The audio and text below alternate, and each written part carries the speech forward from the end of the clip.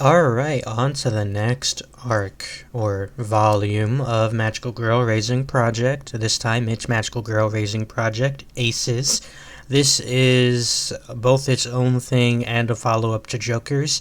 It looks like Joker's and ACES are part of a 3 book series to kind of conclude a whole arc, but they can also be considered their own self centered arcs. So I think the third one is Queens, and that'll be read eventually, and we'll get to that.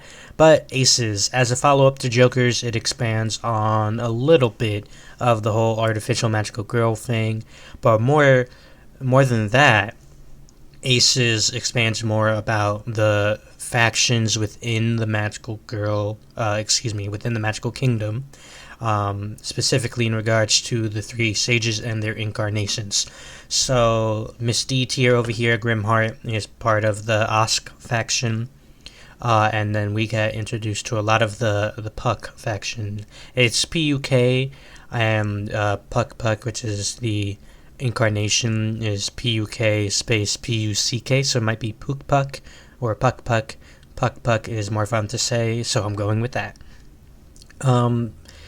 And so we have, I'll just kind of go over what the characters we already have first. So for Deluge is, kind of the star in the returning magical girl. She's obviously affected by the loss of her 4 friends and is, as the synopsis describes, a warpath against the magical kingdom.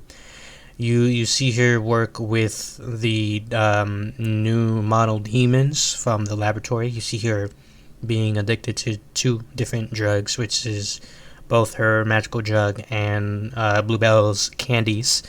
So she's got a one-track mind. She's against Piffle because of her quote-unquote friend, which we learn later is Puck, and Puck I'll get to. She's at the end here in the storage. But you're gonna go up 1 place, Deluge. The fact that you survived gave you more content. I do like Tempest about just as much still, but Masked Wonder touched my heart a little more. So we'll see how Deluge goes. I mean, she was pretty brutal. Like there was a point in the book where I think she was described as like the shuffling killer from hell or something by CQ Angel Hamuel. So let me see if I can find it here. I might have taken a screenshot. Let's see. There we go. Hamuel was thinking, if only I had some shufflins left, as she thought. But someone she might call the shufflin hunter from hell had just about wiped out all shufflins in W City.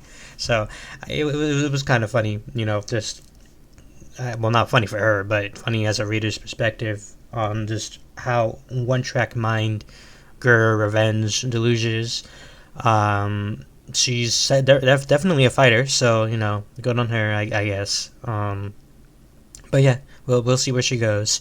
Snow White remains the same. She's part of the Puck faction just because of circumstances and Puck's ability, or hypothesized ability. But she's cool. She's great.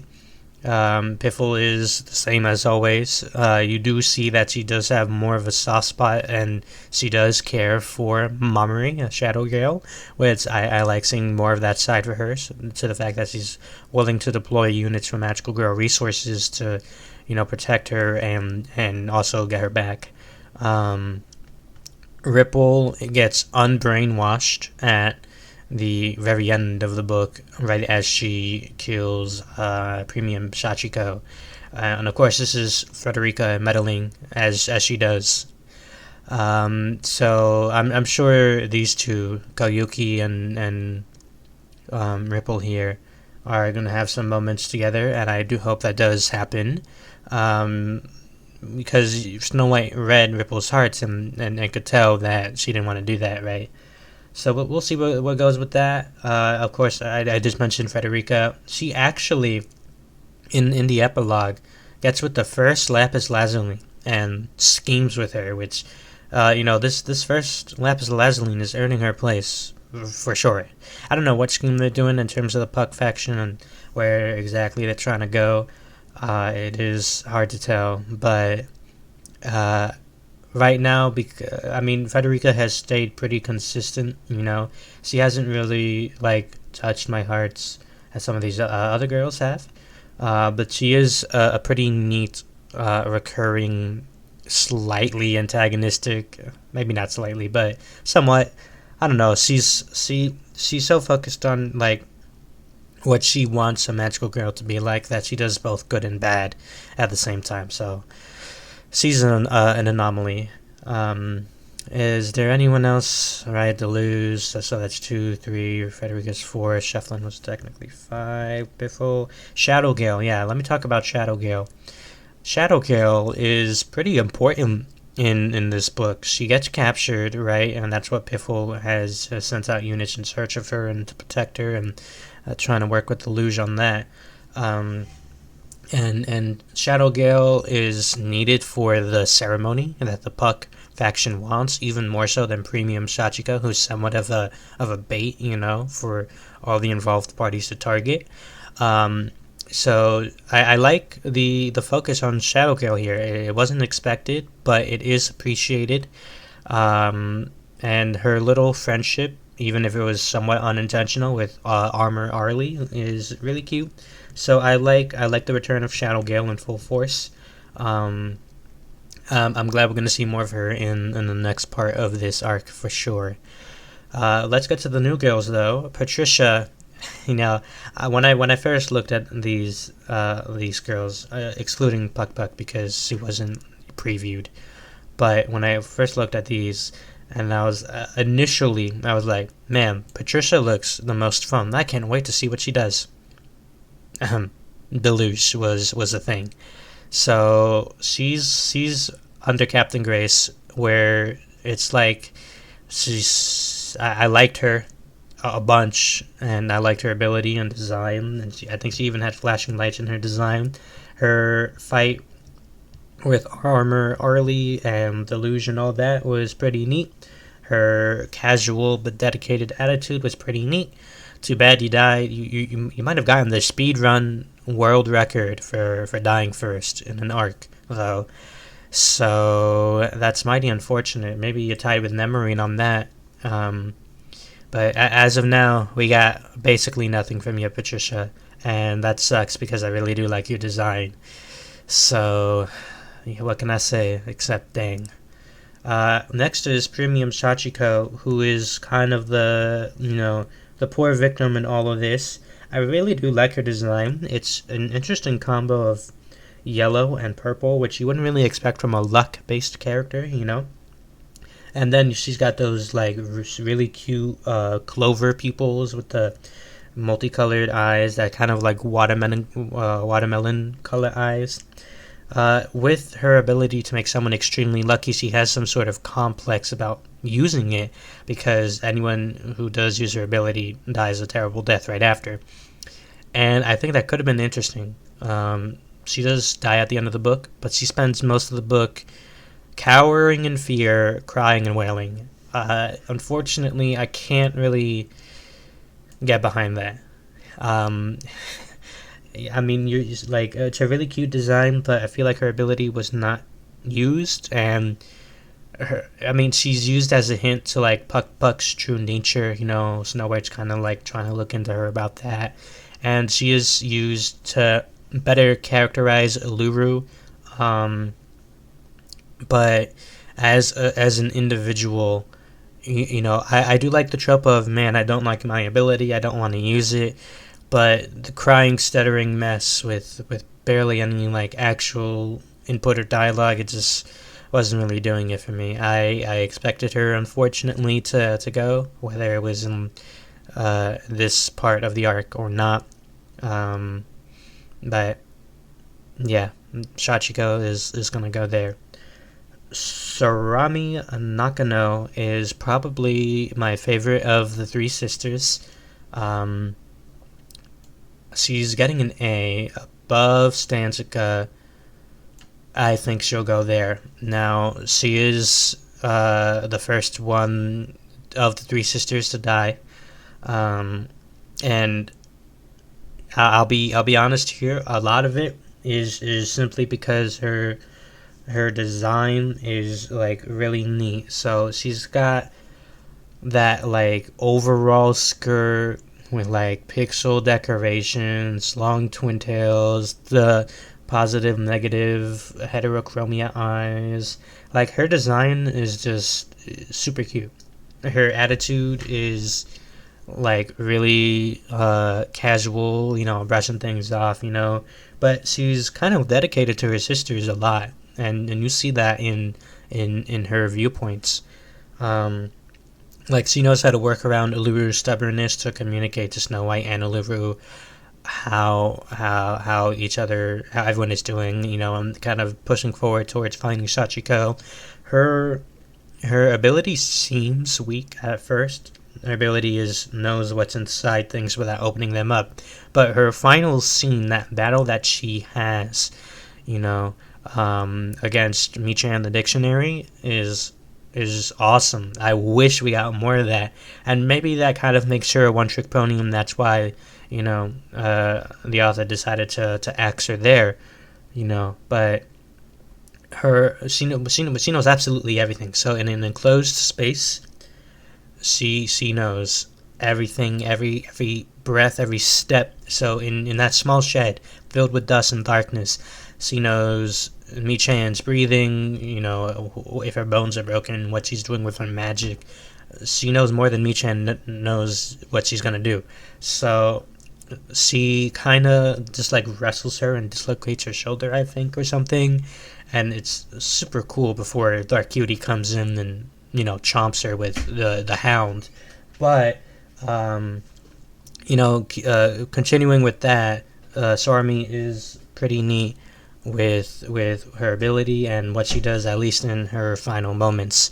So she's gonna get the A. Uluru is a B. She's more of a one-trick pony, I would say, than Sorami, simply because it depends. Sorami depends on the enclosed space, while Uluru here is just like her thing is lying. So she can make you believe a lie. If she says she's gonna blow up the place, everyone's gonna believe her unless you know her trick, right? I feel like we did get more out of her. Maybe here. I grew to understand her stubbornness and why she was the way she was, and she is, to the detriment perhaps of herself, the most affected by Puck Puck's magic out of the three sisters, because it really emphasizes, how she's full on believing Puck Puck and everything she does, and oh man, Puck Puck can't send reinforcements. She must be, real busy with the ceremony, and Alu is really just trying her best to, she won't admit it, but she is trying her best as the oldest sister to protect her two younger ones.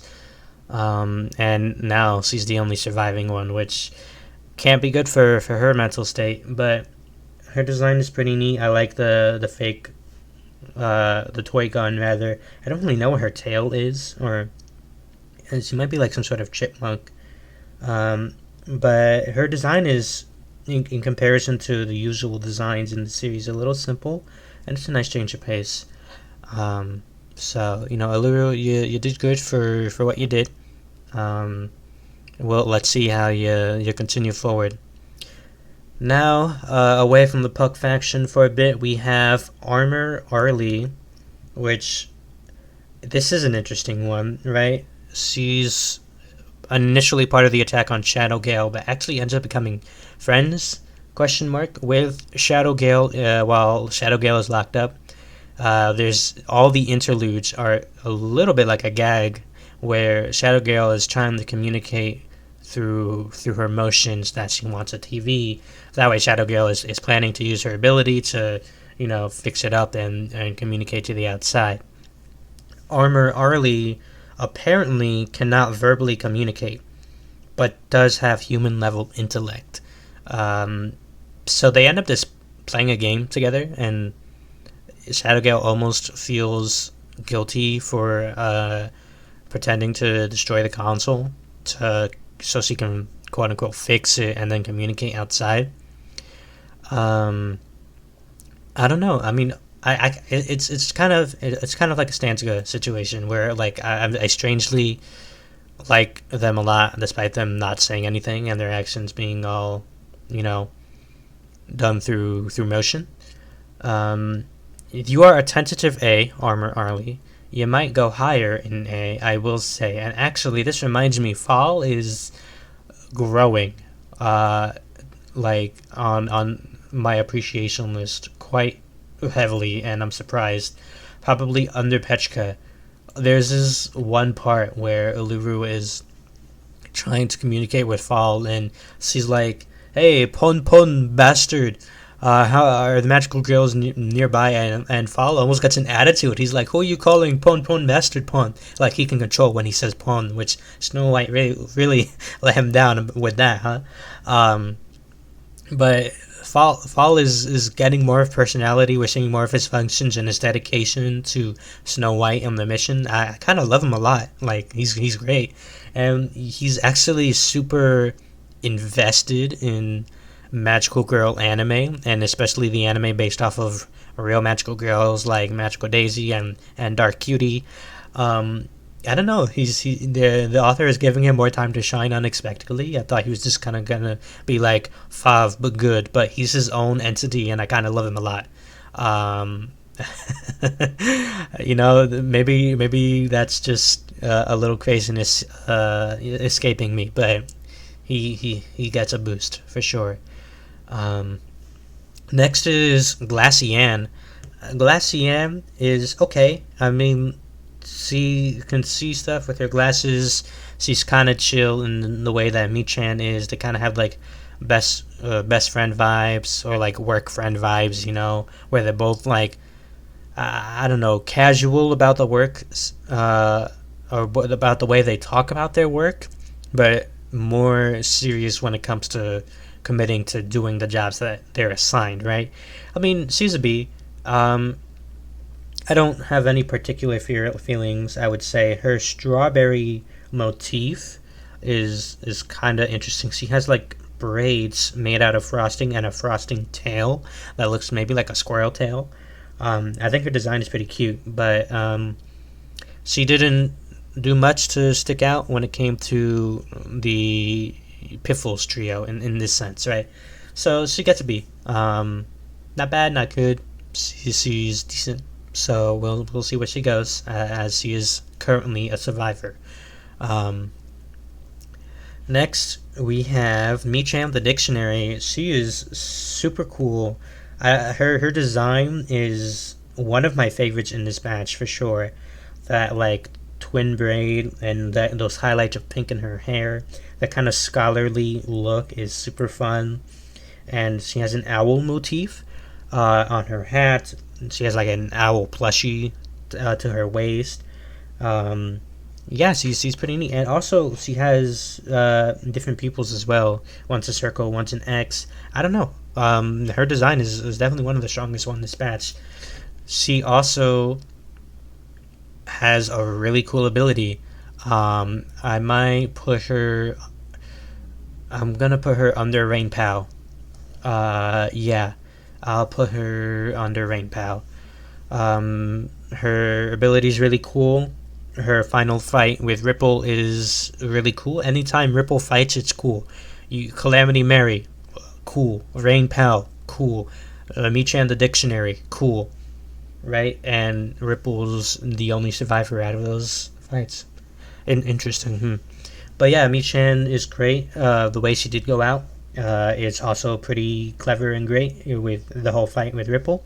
I did enjoy her character quite a lot. And I appreciate the translation for including the Japanese word to Japanese word, because her ability is verbal. So she can, whatever she's holding, if she says paper and then changes something in paper to create another object, she changes the Japanese character. So there's that discrepancy when it comes to translation, but they put the actual Japanese word and a first, and then they put in brackets what the English equivalent is, so you can understand Michan's own cleverness. So Michan, she's got to be pretty quick with her brain to do what she does, and she's great. Dark Cutie is similarly great. Um, yeah, she'll go right after Michan. She did a little less than Michan here, but her design is almost as strong. She's also like, I think, double jointed with her hands or something, which helps her create her shadows. So she can manipulate her shadows as if they were real. That's where her hound comes from. Dark Cutie is interesting because she's like Magical Daisy in the fact that she's made an appearance in anime. She's from the famed, within the universe of Magical Girl Raising Project, Cutie Healer anime. And that's kind of a reversal of Magical Daisy, because Magical Daisy, we were introduced to the girl first and then the anime. We've heard about Cutie Healer since Unmarked, and now we have someone from Cutie Healer as a playing a role in the story, and I think that's super cool. It ties in, that connected universe that this series loves to do. They'll introduce something way back, and then bam, they'll tie it in later. Like how daisies seem to vaporize people and have like strong beam attacks between Magical Daisy and Marika Fukuroi, or they'll introduce Cutie Healer and then get someone from Cutie Healer, right? And there's more, like with the whole episodes, from Volume 4, connecting all of the original 33 Magical Girls, or the fact that Snow White's weapon, which is named Ruler because Swim named it after Ruler, it's named Ruler, but on like Snow White's profile, it's labeled, her weapon is labeled as Ruler because it's supposedly the only magical girl to have bested her, which is technically true. And I think that's really funny that Ruler gets that street credit despite being long gone, betrayed by her own team. But she'll be remembered through Snow White's weapon on her profile, and I think that's hilarious. Anyway, ranting aside on that, Dark Cutie's really neat. She has this complex about being the only Cutie Healer villain to not be fully defeated. Whether that be defeated and killed, or transformed, or revived, or however the anime goes, she's always run away and says, I'll get back, grr, She's been looking. She's kind of like deadpan and doesn't show much emotion, but she's been looking for a heroine to spark that flame within her, and lo and behold, my favorite phrase, Snow White. I always use it with Snow White too, huh? Snow White is that heroine that sparks the heart. They have a fight on the rooftop of a building, I do believe, and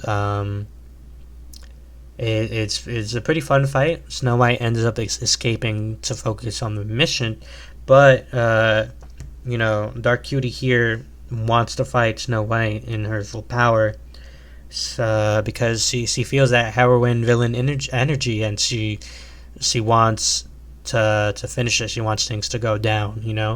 After checking Snow White's profile, she's sure of that, and I think that's a fun dynamic. This kind of like disgraced villain who isn't really respected and is embarrassed about her role in the anime. So, she gives out autographs and all that, but she wants to be seen as more than what she is, and that's really intriguing. She also has a cool ability and a cute design, and her cat ears are just like pins within pins for her hair. It's a stylistic choice. In ACES, she actually lets her hair down to control more shadows, which is a nice little surprise tactic. Bluebell Candy. Alright, she's the one on the cover of the book. She's with Deluge, and cares for Deluge, and I actually like her more than Deluge, a little more than Sorami Nakano, I would say. Another really pretty design. She's got Lily of the Valley a motif going on, which I'm not a flower language expert, but I do believe that it does represent like love and new beginnings or something like that. I remember hearing that somewhere. And And that kind of works perfectly for what Bluebell Candy acts as towards Deluge. Bluebell Candy kind of helps Deluge out of her slump, supports Deluge even when Deluge is doing questionable things. Um, she's kind of just doing her best. She's not a fighting magical girl. She's kind of looked down upon within her own department. Um, but she's dedicated to helping Deluge, recover mentally, physically, all that. Perhaps in the wrong way. She's not. She's kind of getting dragged around by Deluge, the poor girl, but for her dedication and just her honest nature, supposedly honest nature. Who knows what can happen, right? But for all of that, I appreciate her and her design, and the use of candy within a magical girl's like abilities kind of just reminds me of Unmarked and Restart, where they used magical candies as the currency. She's using it because it can alter feelings, and that's why the loser's probably becoming addicted to that. But yikes. I like Bluebell Candy. I'm looking forward to seeing what she does here on out. I'm placing her as a survivor after this arc. And if she's not a survivor, she's gonna die for the development of Deluge. So we'll see how that ends up going. But yeah, okay. So I in reading Magical Girl Raising Project, there's always those girls where I just like a whole bunch for no reason. CQ Angel Hamuel is that for ACES. Yeah, I don't know. I mean, she ended up not doing much. She was the leader of Shufflin the Second, who is right next to her. There was, in fact, a different Shufflin. If you remember my last part, I was wondering if there was one. This is Shufflin the Second. I'm going to consider these two as one unit because that's basically what they are. Shufflin the Second is a new model of Shufflin. Without a Joker, and a new model kind of made me step back a bit and go, whoa, there's like produced magical girls, right? Like, how does that even work if they're not artificial?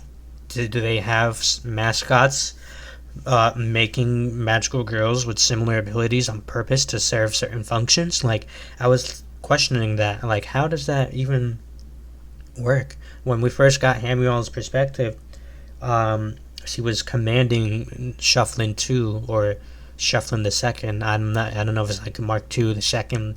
She was commanding her Shufflins with her ability, which is speaking directly into people's heads, right? So she's kind of taking on a commander role of Shufflin 2, and she's flying over the battlefield and trying her best to give commands. She's a realist, right? She knows if she goes back without completing her mission, it's her head on the plate, right? She knows that if she tries to work with Deluge, work with any of the forces, really, it's just gonna go bad for her. She's backed into a corner. She tried to do something, and she's just backed into a corner the entirety of ACES. So she's pondering, what should I do? What should I do? What should I do?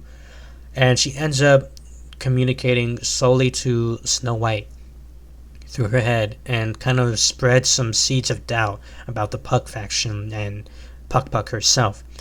And that is why, I mean, her design is neat, and I think her role as a Shuffling Commander is super cool.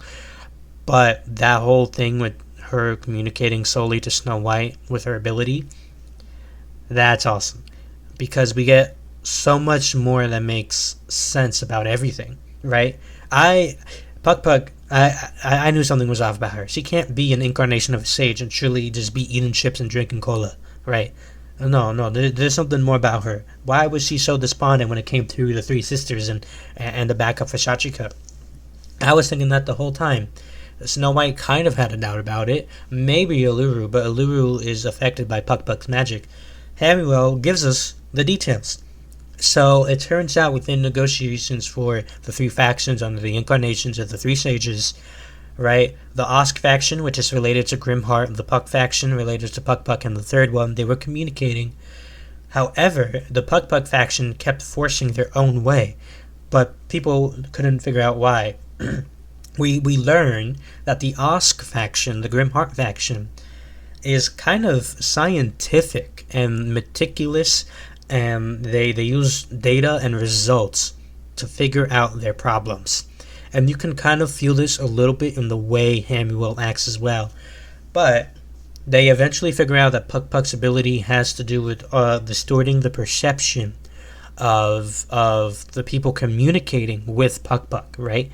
So Puck Puck kind of makes everyone her quote unquote friends. That's why her perspective is always focusing on the friends part. And Hamuel just kind of irons out the details for us. The reason why Grimheart was the way she was, where she blocked all communication, was because she was created as a unit to specifically counteract Puck Puck, which I think is crazy. Which, I mean, I don't like Grimheart at all. I mean, she still remains where she is, but that does make the Osk faction a lot more interesting. Because think about it, the Osk faction, right? It has Grimheart, who blocks communication, Shufflin, which has communication within itself, Hamuel, which is communication through, like, into people's heads. There's this running theme of communication and also this, data and science going into the production of their magical girls, which I think is just, the implications of that are super duper interesting. So she's going to go right up with the original Shufflin. Shufflin 2 is going to go right under her, and they're going to make a Shufflin sandwich. Let's go with that. Got the flanked by two Shufflins. I don't know. I really liked Hamuel. I like that she kind of brought to light what Puck Puck was actually doing. I like that it was Snow White that she decided to communicate. Her design is cute. And that makes her my favorite from ACES. I don't know why. This is how it ended up being. I'm glad she survived. I don't think she'll survive in the next part, but I am still looking forward to seeing what she does in the future. So good job, CQ Angel Hamuel. You communicated a whole bunch. You kind of revealed everything in a way that made sense. That Grimheart was just a counter to Puck Puck, and you revealed stuff about the Osk faction that actually made me more interested in more of the members. So for that role, you get mega points, and I like the way you commanded the Shufflins, even though you got kicked in the butt. So there you go. Shufflin 2 is, just as cool as Shufflin, only because they are under Hamuel, though, I will say. And that's why the Shufflin sandwich over here is now a thing. Puck Puck. Okay. I do have Puck Puck here in storage because I did want to talk about her. She did not get art in the book. So I believe this is her based on description. And I did vaguely type in Puck Puck Magical Girl Raising Project on Google and see whoever pulled up, and it looked like this was her. I don't know my feelings on her yet. She's obviously set up to be the next Grimheart, which is an antagonist from one of the incarnations of the Three Sages. I don't know, her kind of casual vibe about everything is more entertaining than Grimheart's for sure, because Grimheart is the blocking of communication, she's the distortion of communication, and she's trying to make everyone her quote-unquote friends, so she can manipulate them. I'm hoping Shadowgale does not fall prey to that. But, for her role in the story, she's alright. She's kind of more at this point linked to Eliru and Shadowgale, I guess. We'll see how clever Puck Puck is, the extent of whatever her ability is when we get to the next part in this arc. I did just want to mention her because she is a big part of all the little things going on in the background, both for character development and for plot progression for this arc. So I think she has the potential to be really cool. Maybe like Pukin levels if she doesn't even need to fight, right? If she becomes an antagonist that just makes me go dang and wow, she wins. So I'm counting on you, Puck Puck. Don't be a Grimheart. All right, you're right now. You're like high C, not the drink. High C, bottom B. So we'll see where you are. I have you in storage just because I did want to talk about you a bit. But Puck Puck, you got some expectations to fill. All right, don't let me down. Don't let me down. This is a bit of a shorter part just because ACES was filled with returning magical girls, and a lot of them were linked to each other. And then you have Patricia, who died right off the bat. Can't really say much about her. Um, in terms of like the book itself, it was alright. It's certainly like the rising action for this arc. It was the setup, right? If Joker's was both somewhat of a spiritual callback to Unmarked in terms of its battle focused one volume massacre type of thing, this is just kind of building up to make it this Joker's Aces and I think Queen's arc its own thing. So our author even said in the afterword, I'm really going to deliver with Queens. Trust me on this. Not word for word like that, but I'm counting on you, Asari Endo, to deliver. So we'll see. We'll see with Queens. However, the volumes are ordered a bit weird. There's after this, Queens does not come next. It's actually another episodes, another side story volume, which episodes phi. It's a Greek letter. Which we do get in that volume, girls from Unmarked to Jokers. So we'll see once I'm done with that where all these people will move. But after that, I think is something called Peaceful Days of 16 Magical Girls.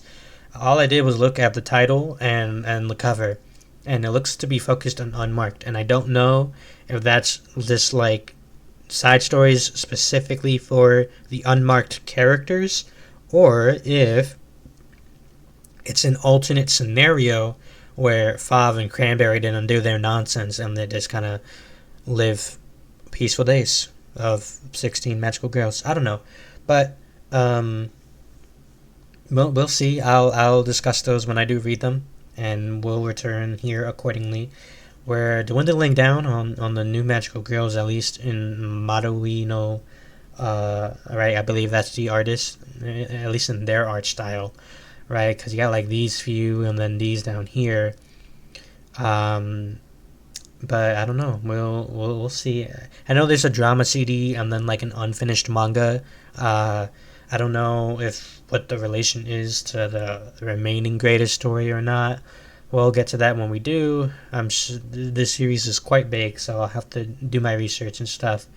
But we're about halfway.